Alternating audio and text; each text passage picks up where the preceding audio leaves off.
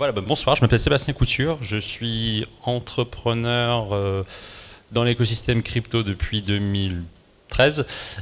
Aujourd'hui, je monte un fonds d'investissement qui s'appelle Interop, qui va investir dans l'écosystème Cosmos et Interchain.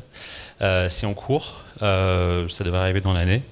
Et à côté de ça, je suis également animateur de... Salut, je ne t'avais pas vu.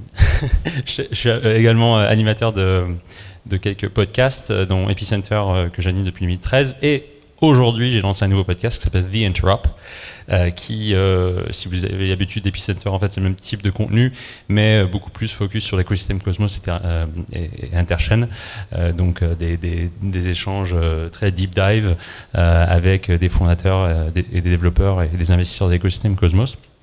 Donc vous pouvez subscribe sur theinterop.show, YouTube, Spotify, tout ça, quoi. Et puisqu'on parle de Cosmos et qu'on est dans un meetup Ethereum, ça va vous intéresser. Aujourd'hui, avec notre premier épisode, on a sorti cette interview avec Federico Conseculma, qui est le fondateur de Devmos. Vous connaissez Devmos? Qui connaît? C'est une EVM sur Cosmos.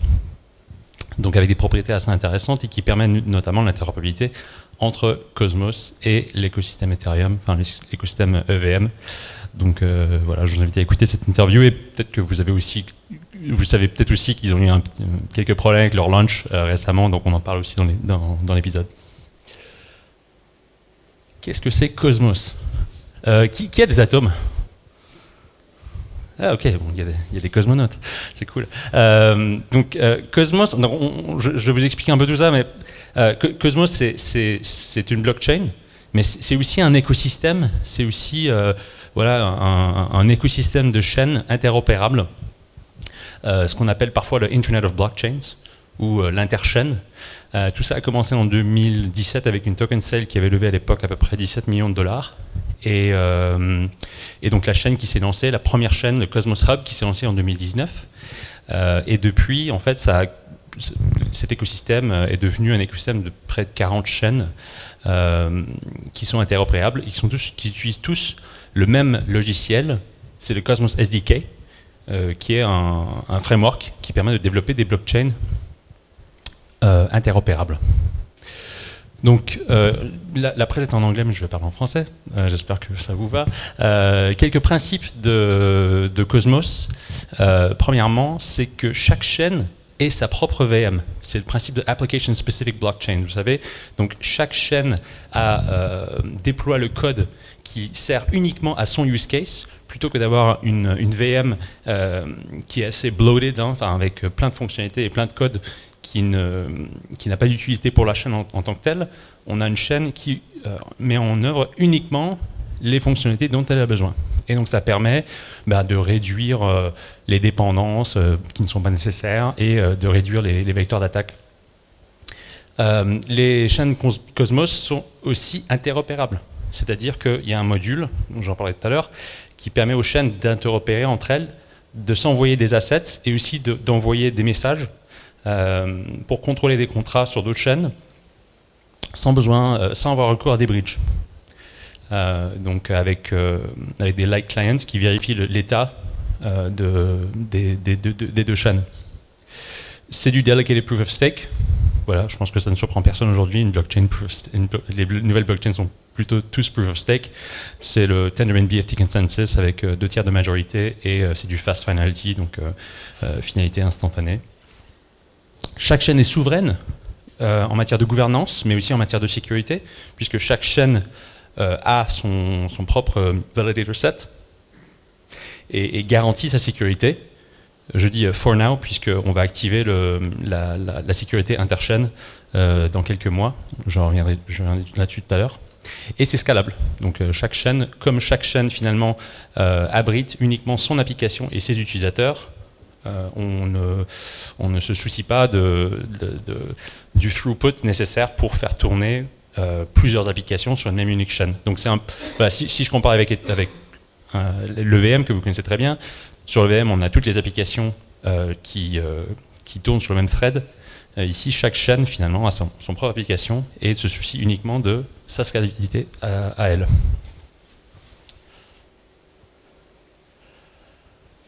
Donc il y a pas mal de termes que je voudrais juste voilà, définir, parce que on parle de Cosmos, mais finalement ça veut dire plein de choses, Cosmos. Et pour les gens qui ne sont pas dans l'écosystème, même pour les gens qui sont dans l'écosystème, parfois c'est un peu confusing. Donc on a tout d'abord ce SDK, qui est le framework qui permet de créer des blockchains interopérables, qui a été développé à l'époque par une boîte qui s'appelait Tendermint, qui s'appelle maintenant Ignite, et qui est aujourd'hui maintenu par un nombre d'acteurs de l'écosystème. Ensuite, vous avez les zones, qui sont les chaînes qui utilisent le Cosmos SDK. Donc le Cosmos Hub étant la première. Ensuite, vous avez Osmosis, Evmos, Terra, Binance Smart Chain aussi, Akash, voilà, plein de chaînes qui finalement utilisent le Cosmos SDK, on va les appeler des zones. Vous avez le IBC Protocol, qui est un module du Cosmos SDK qui permet cette interopérabilité. Et ensuite, vous avez le Cosmos Hub, qui historiquement s'appelle le Cosmos Hub. Donc c'était la première chaîne en production qui utilisait le Cosmos SDK. Bon, si vous avez des atomes, ces atomes sont le token natif du Cosmos Hub. Et après, on a le Cosmos Network, qui est que j'appelle aussi l'Interchain, ou qu'on appelle aussi IBC Gang. Donc vous voyez, il y a plein de choses qu'on appelle Cosmos, et c'est un peu compliqué parfois de distinguer si on parle de l'écosystème Cosmos, ou de la chaîne Cosmos, ou du Cosmos SDK, ou même voilà, des gens de l'écosystème Cosmos, les cosmonautes. Voilà. Donc ça, c'est disons, c'est un peu legacy tout ça, puisque c'est des choses qui sont en train d'évoluer. L'écosystème est en train d'essayer de trouver son branding pour distinguer finalement qu'est-ce que c'est que ce réseau, cette Internet of Blockchain, vis-à-vis le Cosmos Hub, le Cosmos SDK. Donc il y a potentiellement des name changes qui vont se faire dans les prochains mois ou dans les prochaines années pour essayer d'apporter un peu plus de clarté à tout ça. En tout cas, ce qui est sûr, c'est que la vision qui était à l'origine du Cosmos Hub, vous remarquez qu'il y a bien un Cosmos Hub, c'était cette vision un peu hub and spoke où le Cosmos Hub serait un peu au centre de l'interchaîne et un point central où toutes les blockchains viendraient transacter autour d'elles. Donc vous avez peut-être déjà vu ce type de schéma où finalement le Cosmos Hub vient créer des bridges avec toutes les autres chaînes et ensuite vient agréger tous les autres zones, alors que finalement ça ne s'est pas du tout passé comme ça. Ça ressemble beaucoup plus à ça, où vous avez toutes les chaînes qui sont interconnectées via IBC dans un réseau qui ressemble beaucoup plus à celui... dans un réseau qui ressemble beaucoup plus à Internet, où vous avez des LAN ou des réseaux de FAI qui sont interconnectés via des service providers. Et ce qui est paradoxal là-dedans, c'est que c'est même pas Cosmos qui a le plus de volume en termes de transactions IBC, c'est-à-dire transactions interchaînes, c'est Osmosis qui est l'AMM, le premier AMM sur Cosmos, j'ai expliqué tout à l'heure ce que c'est. Donc cette idée que le Cosmos Hub soit central à l'écosystème, finalement, en tout cas pour l'instant, ne s'avère pas. Et donc peut-être que ça vous fait écho un peu à la vision Polkadot, qui est une vision de créer un réseau, un espèce d'internet des blockchains. Mais il y a quand même une différence qui est assez marquante, c'est que l'écosystème Cosmos a toujours souhaité être plus du côté du bazar que de la cathédrale. Vous connaissez peut-être cet essai des années 90 qui parle de la cathédrale et du bazar. Et là où Polkadot a une vision beaucoup plus cathédralistique, hein, avec la relay chain qui assure la sécurité de toutes les parachains de l'écosystème, qui nécessite aussi l'approbation par la gouvernance de l'ajout de nouvelles chaînes. Sur Cosmos, c'est beaucoup plus ouvert, donc c'est une économie de marché, et justement le fait que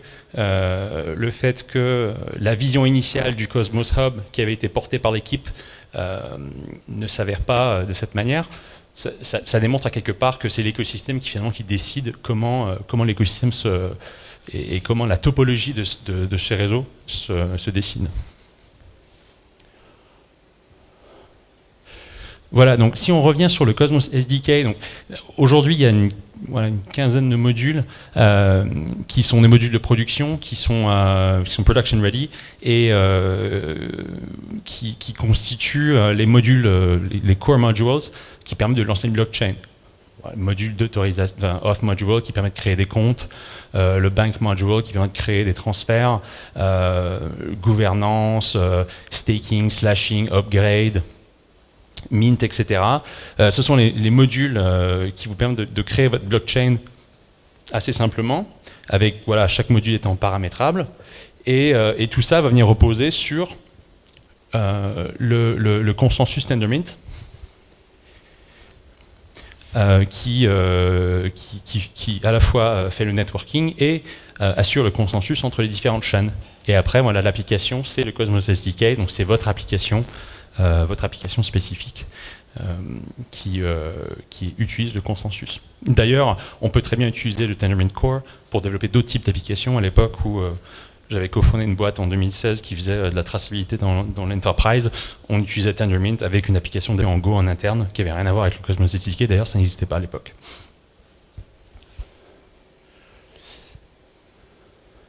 Donc on a parlé de gouvernance et de la souveraineté des chaînes en matière de validation. Donc ici vous avez les 10 premiers validateurs de la chaîne Cosmos. Donc vous voyez qu'il y a à peu près 63% des tokens qui sont bounded, qui sont locked en validation. Ce que je voulais dire là-dessus, c'est que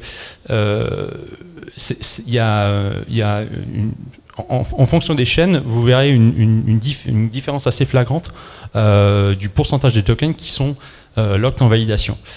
Sur la blockchain Cosmos, c'est assez historique puisque c'était la première chaîne et pendant 2 ans, en fait, on ne peut rien faire d'autre avec ces tokens que de les staker. Et donc il y a énormément de sécurité autour de cette chaîne-là. Donc là, vous avez les 10 premiers validateurs. Et si on regarde par exemple une autre chaîne, comme Osmosis, qui est l'AMM, dont j'en parlais tout à l'heure, là vous êtes à 35%. Alors déjà, c'est une chaîne qui est beaucoup plus récente. Et aussi, il y a des incentives pour les utilisateurs d'avoir leurs tokens dans les AMM, dans les liquidity pools.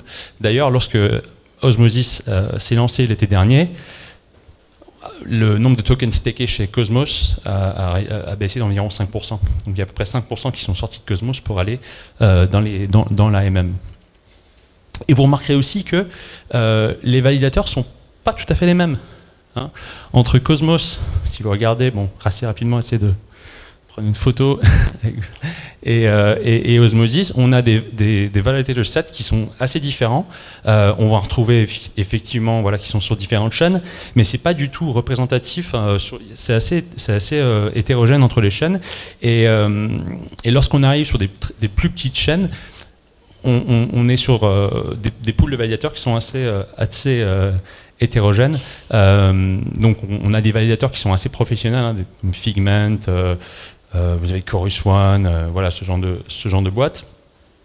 Et après, si vous descendez, vous avez pas mal de validateurs qui sont des validateurs amateurs, voire même particuliers, et qui arrivent à rassembler suffisamment de délégations pour devenir validateur. Et d'ailleurs, entre les différentes chaînes, vous verrez aussi que ici on a 227 validateurs, mais je pense qu'il y en a seulement 150 finalement qui peuvent valider en effet.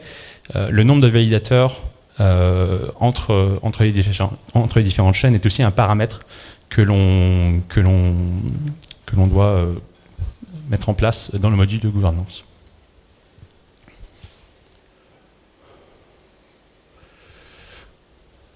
Donc, en parlant de gouvernance, c'est un des principes fondamentaux du Cosmos SDK, comme je disais tout à l'heure, et on a une gouvernance qui est assez active. Notamment, là, il y a quelques semaines, on a eu sur une des chaînes Cosmos plus de 90% ou 98% de votes sur un proposal. Bon, c'est pas toujours comme ça, mais sur des proposals qui sont très controversés, on peut avoir une gouvernance assez efficace. Donc les utilisateurs peuvent déposer des proposals avec un deposit. N'importe qui peut fournir ce deposit. Ensuite, les participants votent. On va ce sont les validateurs qui votent pour tout leur pot de délégation, à moins que l'utilisateur décide de voter pour lui-même. Donc admettons que mon validateur vote oui, moi je ne suis pas d'accord, je peux override son vote et voter non ou veto.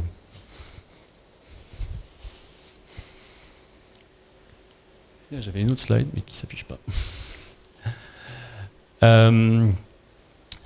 Autre module important à présenter, c'est le module Cosmos Wasm, qui est un nouveau module du Cosmos SDK, qui n'est pas encore fully production ready, mais qui commence à le devenir, et qui permet de développer des smart contracts, donc des fonctionnalités qui vont au-delà des modules développés par la core team. Ce qui est assez intéressant avec Cosmos Wasm, c'est que ce sont des contrats qui sont écrits en Rust, donc qui compilent en WebAssembly, donc c'est secure by design, puisqu'on n'a pas le genre de re-entry bugs qu'on peut avoir sur le VM.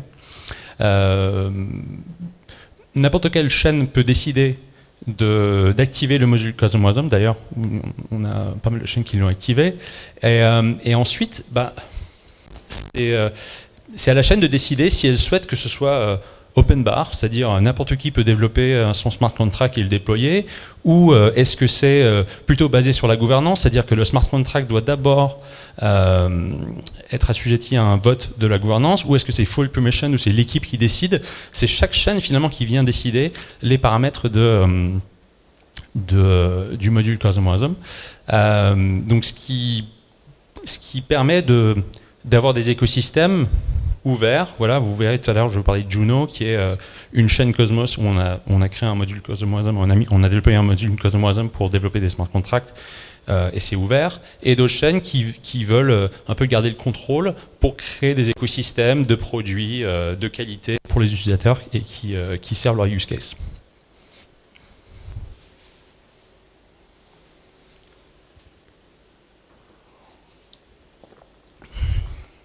Maintenant, pour vous parler un peu de l'écosystème, bon, j'ai parlé tout à l'heure du Cosmos Hub et de Osmosis, mais finalement, on a une cinquantaine de chaînes aujourd'hui qui utilisent le Cosmos SDK. Vous allez voir qu'il y a Binance Coin, il y a d'autres chaînes aussi où le IBC n'est pas activé. Et c'est ça la différence finalement entre le IBC Network, l'Interchain et finalement les zones qui utilisent le Cosmos SDK, c'est que l'Interchain ne parle que de chaînes qui ont activé IBC, qui sont interopérables. C'est comme si vous aviez votre LAN chez vous, tout seul, vous avez un réseau et votre routeur il n'est pas branché à Internet. Et dès que vous activez IBC, en fait, vous vous connectez à Internet.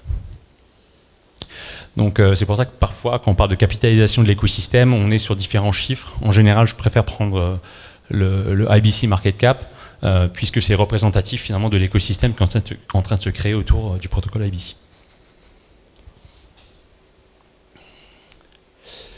Maintenant, je voudrais juste vous parler un peu des différents projets qui existent dans l'écosystème. Donc on a parlé beaucoup d'Osmosis. Qui a déjà entendu parler d'Osmosis? Qui l'utilise? Ok. Donc Osmosis qui est un AMM qui est basé sur Balancer. Donc même type de pool qu'on retrouve sur Balancer, avec aujourd'hui voilà à peu près 3 millions de transferts IBC par mois. On l'a vu tout à l'heure, c'est la chaîne avec le plus d'IBC transfer entrant et sortant.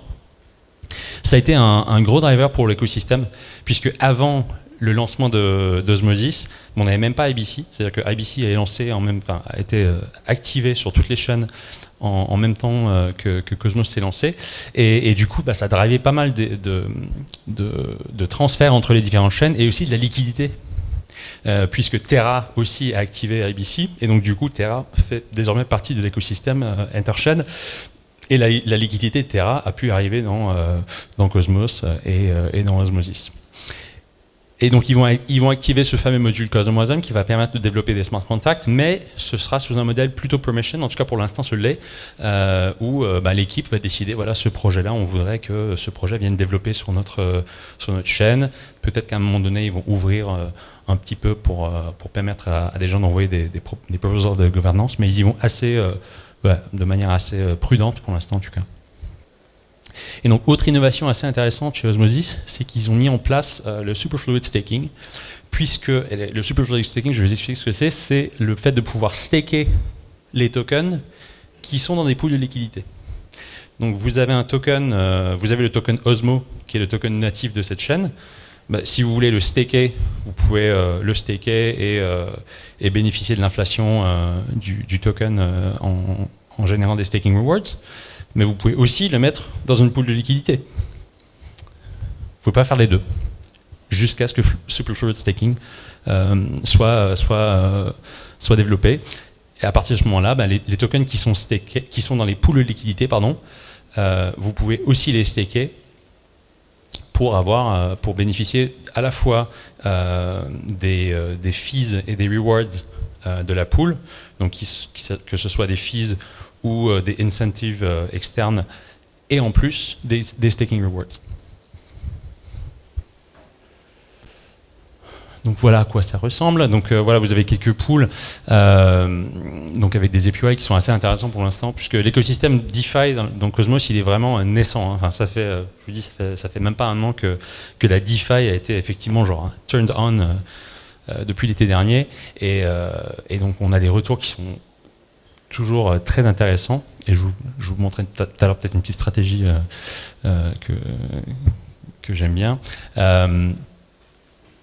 Donc voilà, ce sont les différents tokens. À chaque fois, on voit effectivement que sur Osmosis, on a pas mal de liquidités sur des pools en Osmo, puisque bon, c'est le token natif. Et puisque chaque chaîne a son propre token natif, ce qu'on voit, c'est qu'il y a pas mal de chaînes qui lancent leur propre DEX aussi. Où, en fait, c'est comme si chaque smart contract sur Ethereum lançait son DEX. Là, on a chaque application qui va lancer un DEX et où les assets peuvent transiter. Puisqu'on a IBC, en fait, on n'a pas besoin de bridge. Les assets peuvent transiter de manière assez fluide entre les différentes chaînes. Voilà sont les stats d'Osmosis. Donc aujourd'hui, on a à peu près 1,6 milliard de liquidités. Ça s'est un peu ralenti ces derniers temps. À peu près 50 millions de volume quotidien, c'est à peu près stable. Ensuite, Terra. Personnellement, je suis assez bullish sur Terra, puisque je pense que c'est un écosystème qui va devenir un des premiers systèmes de paiement en ligne dans les prochaines années. En tout cas, sur certaines géographies, il y a déjà pas mal d'utilisation, notamment en Corée. C'est un stablecoin qui est totalement décentralisé, contrairement à l'USDC et de l'USDT. L'UST, ils ont mis en place un système qui ressemble beaucoup à celui d'une banque centrale, où vous avez du quantitative easing et donc un peu le push and the pull pour arriver à une stabilité du stablecoin. Et là, les tokens seront collatéralisés aussi par du BTC, ça a été annoncé. Donc ils ont des produits DeFi qui sont assez intéressants, notamment le Savings Account UST, qui actuellement rapporte 19,5% sur de l'UST sans devoir les loquer. Et ils font du lending sur du stake ETH, du stake Luna et du stake AVAX. Et il y a une plateforme de Synthetix trading où vous pouvez en fait trader des dérivés d'actions de type Apple, Netflix. Bon, je m'en sers pas trop, mais plutôt le savings account et le lending qui me paraissent intéressants.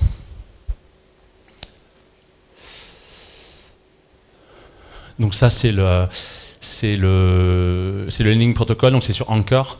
Et donc là, vous pouvez déposer effectivement des UST, et actuellement le APY est de 19,5%. Et donc c'est vous pouvez le retirer comme vous voulez. En fait, c'est pas locked. Donc c'est assez intéressant. Et il propose également du borrowing d'UST. Sur des balles avec en collatéral du staked ETH, du BETH, c'est du banded ETH, donc finalement c'est un dérivé du staked ETH et du BLUNA. Et en fonction des taux, vous pouvez être là, ça a un peu baissé, mais il y a quelques temps en fait le taux était était positif. Donc en fait, on nous payait pour emprunter. Et j'avais monté cette petite stratégie que je trouvais intéressante. Donc si vous voulez être long ETH, mais vous voulez générer des EPY dans la DeFi, donc admettons que vous avez des Ethers, vous pouvez les déposer sur Anchor, sur Lido, ce qui fait que en fait, vos ETH sont log dans Lido, et ensuite on vous génère un dérivé qui est le BF, qui génère le même rendement que Stake ETH. Ensuite, vous pouvez passer sur Wormhole. Si vous avez confiance d'utiliser Wormhole, vous passez sur Wormhole, vous arrivez sur Anchor. Bon, il y a une transaction à faire en fait pour les reconvertir parce que c'est du Web ETH, enfin, c'est du Wormhole BETH, mais en gros vous repassez en BETH. Ensuite, vous pouvez borrow de l'UST. Bon, là à l'époque, quand je l'avais fait, on avait 3% de rewards en token Anchor, mais là ça a baissé, donc en fait les 3%, on les a plus. Mais par contre, derrière, vous pouvez prendre ces UST, les mettre dans un earn vault et gagner 19%. Ou si vous voulez full degen, bah, vous les envoyez sur Osmosis, et là vous pouvez gagner, enfin vous les swapper pour des Osmo, et c'est du 80% en superfluid staking. I'm not a financial advisor.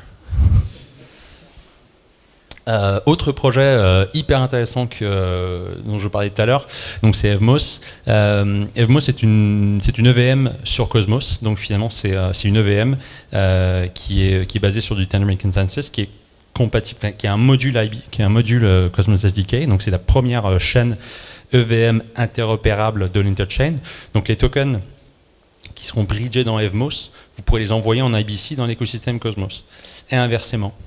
Ce qui est intéressant avec Evmos, c'est le reg drop, qui est un fair launch, un mécanisme de fair launch où 80% des tokens seront distribués à la communauté. Donc ils n'ont pas fait de levée de fonds, de ce que je sache, et tous les tokens en fait, 80% des tokens sont donnés à l'écosystème, et le mécanisme c'est en gros si vous avez payé la blinde de fees sur AV ou sur Compound, ou si vous êtes fait rect dans des hacks, vous êtes éligible pour des tokens. Donc si vous avez des adresses Ethereum, n'hésitez pas, lorsque la chaîne sera relancée, je vais vous expliquer pourquoi, mais n'hésitez pas à aller les claim.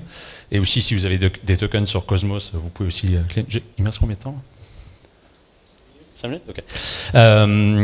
Donc ce qui est intéressant aussi, c'est que AV sera lancé sur Evmos, mais aussi voilà, pas mal de projets blue chip, Cosmos, Gnosis Safe, etc.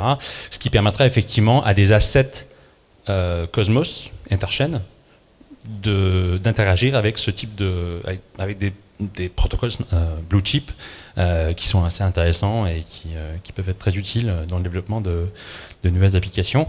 Et les tokenomics sont aussi très intéressants, puisque on a un modèle où les développeurs de smart contracts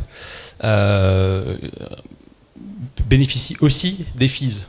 Donc plutôt que toutes les fees partent au miner, en fait, dans son smart contract, on peut définir que jusqu'à 50% des fees reviennent aux développeurs des smart contracts. Donc il y a un incentive pour aller développer là-bas, puisque le contrat et l'utilisation du contrat permet aux développeurs de se rémunérer. Donc voilà, il s'est passé un truc, allez voir, mais en gros, ils ont eu ça a été une grosse catastrophe, le lancement de la chaîne. Il y a eu un bug, et donc du coup, ils ont dû stopper la chaîne pour faire un update. L'update s'est pas fait, donc ils ont repoussé le lancement de la chaîne, le temps de résoudre tous ces trucs-là. On en parle dans le podcast aussi. Ensuite, il y a Agoric, qui est un projet hyper intéressant qui n'est pas encore lancé, mais c'est un nouveau paradigme de développement de smart contract par une équipe hyper solide. Ce sont des gens qui développent des systèmes distribués depuis 30 ans, où on peut développer des smart contracts en TypeScript et donc créer un espèce de système qui ressemblerait à NPM, où on aurait des modules et on pourrait développer ces applications blockchain comme on développe aujourd'hui une application React. Quicksilver, qui est un projet aussi très intéressant, puisqu'il permet, en fait, c'est une zone qui généralise le liquid staking. Donc c'est une zone où peu importe où vous avez vos tokens, qu'ils soient stakés sur Cosmos, sur Osmosis ou n'importe quelle chaîne, Juno, etc., vous pouvez échanger un token qui vous est donné quand vous stakez pour un dérivé. Et vous gardez vos droits de gouvernance. Et donc ça va sortir dans les prochains mois. Et je pense que ça va vachement accélérer la DeFi dans l'écosystème Cosmos, puisque vous avez vu tout à l'heure, vous avez 65% des tokens juste sur la chaîne Cosmos qui sont locked en staking, et donc potentiellement vous avez toute cette liquidité qui pourrait ensuite arriver sur la DeFi. Voilà, après, aujourd'hui, en termes de borrowing et de lending, il n'y a pas grand-chose. Bon, il y a Anchor qui permet de faire du borrowing avec de l'Ether et du Luna, mais sur des tokens natifs, genre faire du borrowing sur de l'Atom, ça n'existe pas trop encore. En tout cas, il y a ce premier protocole qui est un peu en bêta actuellement, qui s'appelle UMI, et qui permet de faire du borrowing, d'emprunter avec ces atomes en collatéral.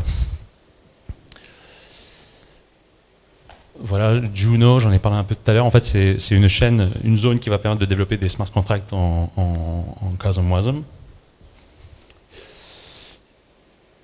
Donc, qui a aussi lancé son propre DEX, hein, comme je le disais tout à l'heure. Finalement, chaque chaîne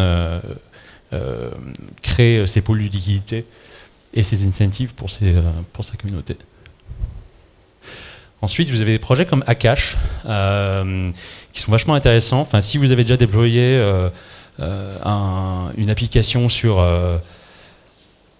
Vercel ou ce genre de truc, voilà, Akash, c'est la même chose, mais en distribué, où vous mettez des tokens et c'est un réseau de personnes qui mettent à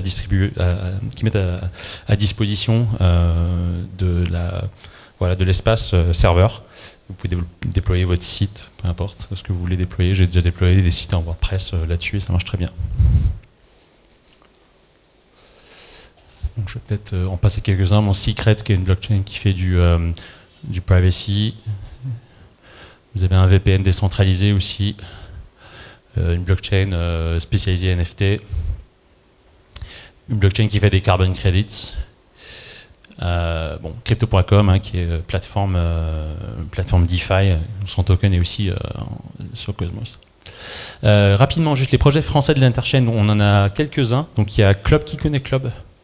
Et la Keychain, pas grand monde. Donc Club qui est une espèce de, c'est un peu l'intersection entre la DeFi et le système bancaire. Donc c'est une application qui permet, qui est un club d'investisseurs, mais qui permet aussi de bénéficier de produits financiers, cartes bancaires, prêts, etc. Donc ils ont toutes les licences, ils sont en train de les récupérer. Et ensuite Loom Network qui fait du user-generated content rémunéré. Donc imaginez avis vérifié, mais où quand vous mettez un review, on vous donne des tokens que vous pouvez ensuite aller utiliser pour acheter des trucs. Et après on a quelques validateurs, donc il y a Imperator qui est une équipe de Français qui a rejoint Osmosis, et ensuite Stakelab qui est aussi un Français qui travaille chez Ledger et qui a aussi son petit validateur, et Interop bientôt, Interop Ventures. Voilà, dans les trucs qui arrivent, donc j'en parlais tout à l'heure, donc il y a l'Interchain Security qui sera activé sur le Cosmos Hub. Donc l'Interchain Security qui permettra à des chaînes, donc vous voulez lancer votre chaîne, mais vous n'avez pas envie d'aller chercher les validateurs qui vont vous sécuriser, vous pouvez onboarder la sécurité de la chaîne Cosmos, en tout cas dans un premier temps, et plus tard, pourquoi pas, aller rassembler des validateurs pour vous sécuriser tout seul. Ça permet de bootstrapper une chaîne de manière assez simple. On aura les interchain accounts aussi qui permettront de contrôler des comptes entre les chaînes. Donc c'est un upgrade d'IBC où si vous avez des tokens sur une chaîne, vous pouvez contrôler une DAO sur une autre chaîne, ou même contrôler des smart contracts sur Evmos, et si les bridges le permettent, contrôler des smart contracts sur Ethereum.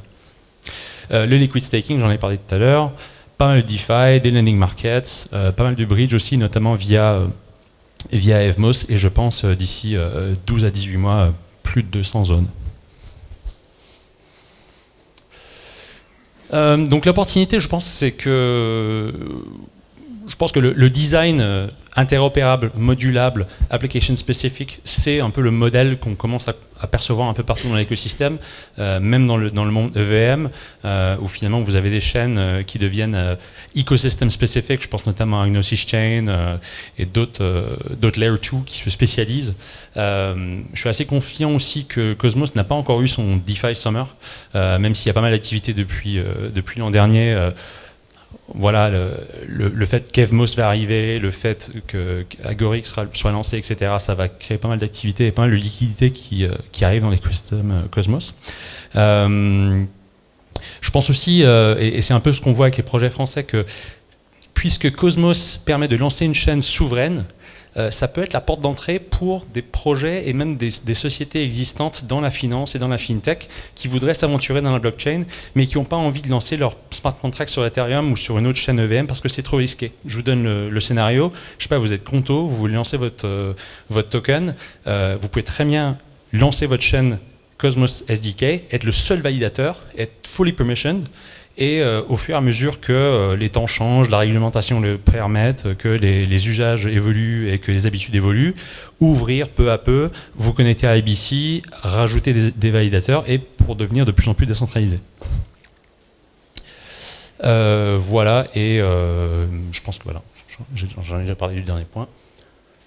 Voilà, merci. Si vous voulez télécharger la présentation, c'est là. Et merci.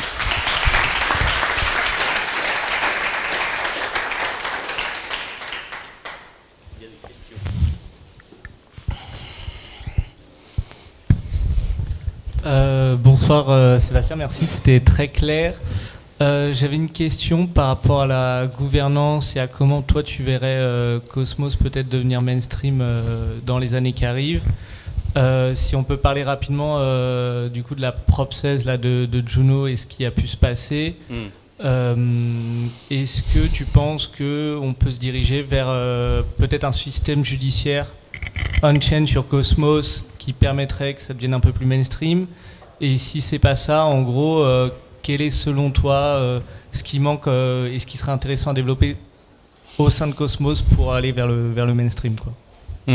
Alors juste pour expliquer par rapport à Prop 16, donc il y a donc sur la blockchain Juno, il y a eu pas mal de controverses ces derniers temps où un proposal de gouvernance a effectivement souhaité réverser l'airdrop de la chaîne qui, selon certains, aurait été gamé par un utilisateur qui avait, voilà, qui a pu récupérer pas mal de tokens. Je pense que c'est bon, il y a comment dire. Je pense que le fait que l'airdrop a été gamé, ça a été démenti, et finalement c'est l'écosystème qui se jette un peu sur cette personne. En tout cas, c'est mon avis. Par rapport à la gouvernance et le fait que la gouvernance puisse arriver à ce type de décision, je sais pas, ma position là-dessus, elle a été assez claire. C'est que si la gouvernance le permet, donc c'est possible. Je suis un peu extrémiste là-dessus, mais la gouvernance, c'est un mécanisme de signalement, finalement, puisque ce sont les mineurs, enfin les validateurs qui doivent décider ou non de mettre en place le code. C'est pas linéaire où governance proposal égale upgrade. Il faut que l'upgrade se fasse et il y a un mécanisme de coordination humain qui doit avoir lieu pour que l'upgrade se fasse. Donc que les gens de l'écosystème souhaitent voter pour finalement éliminer les tokens de cette personne, ce que je ne souhaite pas à titre personnel, c'est dommage, mais en quelque sorte, il s'est passé la même chose avec Ethereum lors du DAO hack, sauf qu'on n'avait pas les mécanismes de gouvernance pour le faire. C'est juste qu'il y a eu un gros signaling qui s'est fait sur les réseaux sociaux, sur les forums, dans les Skype calls, et on a décidé de mettre en place l'upgrade qui a réversé le DAO hack. Et ce qui s'est passé, il y a eu un fork. Donc en fait, il y a des gens qui ne sont pas d'accord. Et ça risque aussi de se passer sur Juno, et si ça se passe, tant pis, quoi, c'est la vie. C'est comme dans le monde réel, hein. Si on n'est pas content, on peut s'allier à un autre parti ou on peut vivre ailleurs. Merci beaucoup Sébastien. Merci à vous.